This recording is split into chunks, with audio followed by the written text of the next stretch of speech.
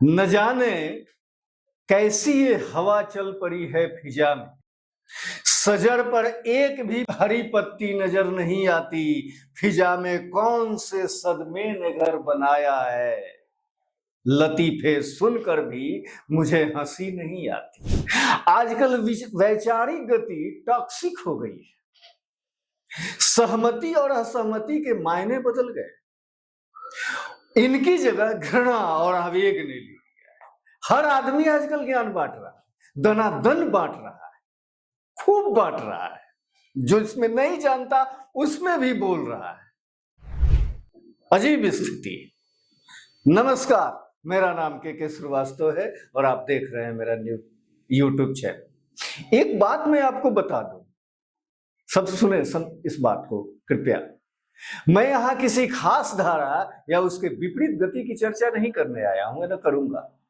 मेरी चर्चाओं में विविध रंग देखने को सुनने को मिलेंगे आपको। ऐतिहासिक संदर्भ, राजनीतिक टिप्पणी, वो भी किसी खास धारा या नैरेटिव वाली नहीं। धरोहरों की चर्चा, धार्मिक मानकों की चर्चा, समस्याओं पर चर्चा, खेल की बातें, धरोहरों की बातें, साहित्य और फिल्म की भी चर्चा, हास्य, व्यंग आदि आदि विविध रूप देखने को मिलेंगे आप।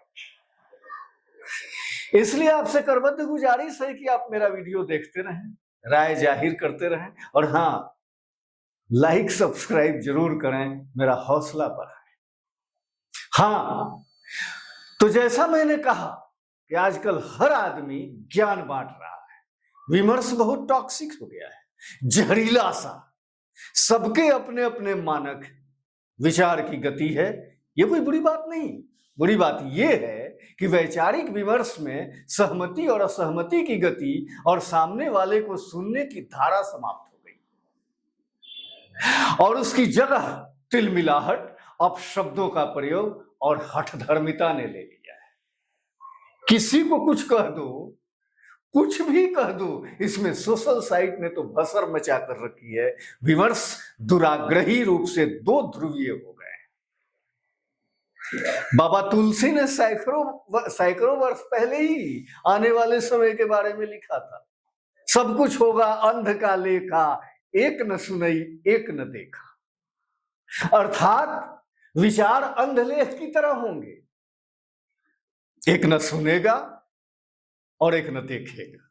कारण यह है कि भारत का हर आदमी ज्यादातर मुफ्तखोरी और सनसनीखेज गति को पसंद करता है, कार्य और श्रम को नहीं। काम तो वो मजबूरी समझ के करता है, उसे डेवलपमेंट से बहुत मतलब नहीं। उसकी इंद्रियां श्रम का रस नहीं अपितु उत्तेजना और रोमांच का रस ज्यादा पसंद करती है। जैसे कुत्ता दिन भर हड्डी चबाता है, उसी तरह भारतीय आदमी घंटों बैठा विचारों और सोचों को चबाता है, इंटरटेनमेंट को चबाता है।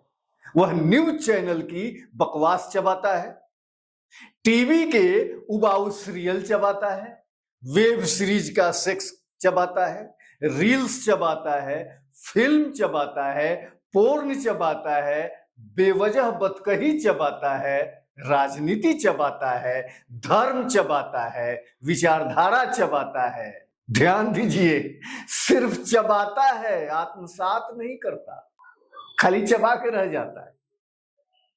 स्वाभाविक है कि जब कोई चीज आत्मसात नहीं होगी और वो आत्मसात नहीं ही करता तो जो चबाता है उसको थूकेगा।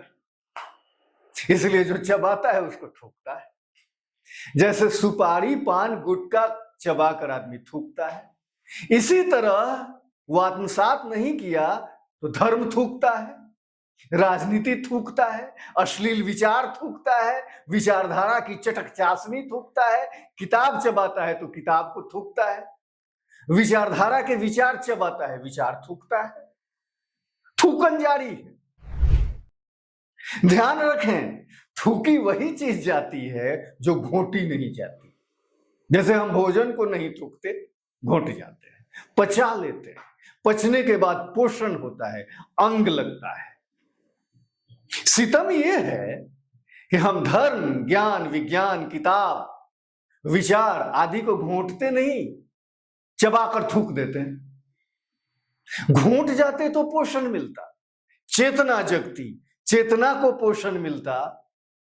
इसी थूकन गति में आज हर आदमी हर चीज पर ज्ञान दे रहा है। जिसे अर्थशास्त्र का ABCD नहीं पता, वो इकोनॉमी पर ज्ञान थूक रहा है।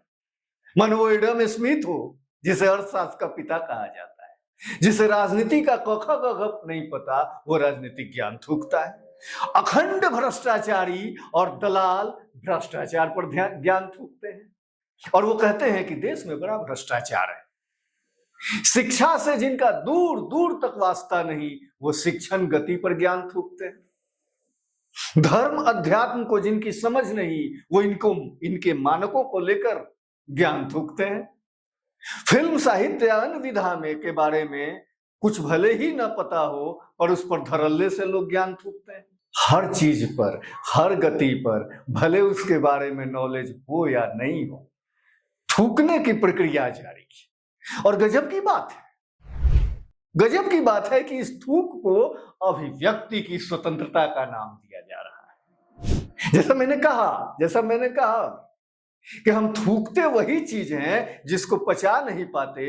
अपच होने पर पेट का पाचन तंत्र भी हाथ खड़ा कर देता है, वोमिटिंग को दिशा मिल जाती है। उसी तरह विचारों का कचरा इतना गतिक है कि मस्तिष्क आत्मसात नहीं कर पाता और हम वैचारिक कचरे की वोमिटिंग शुरू कर देते हैं।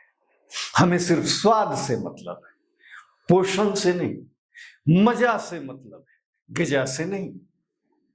अगर विचारों को, ज्ञान को आत्मसात किया जाए तो उसे सही विमर्श गति दी जाए तो एक स्वस्थ वैचारिक संघर्ष जन्म लेगा। और सितम ये कि हमारी इस आदत को दोहक लोग जानते हैं। दोहक, चाहे नेता हो, चैनल हो या किसी तरह के अन्य मानक हो, वो हमें उसी गति में शामिल करते हैं जिसमें हम सिर्फ चबा सकें, थूक सकें, घोंटे नहीं, पोषित न। पोषण जरूरी। धन्यवाद, बहुत बहुत धन्यवाद। आप सबका बहुत बहुत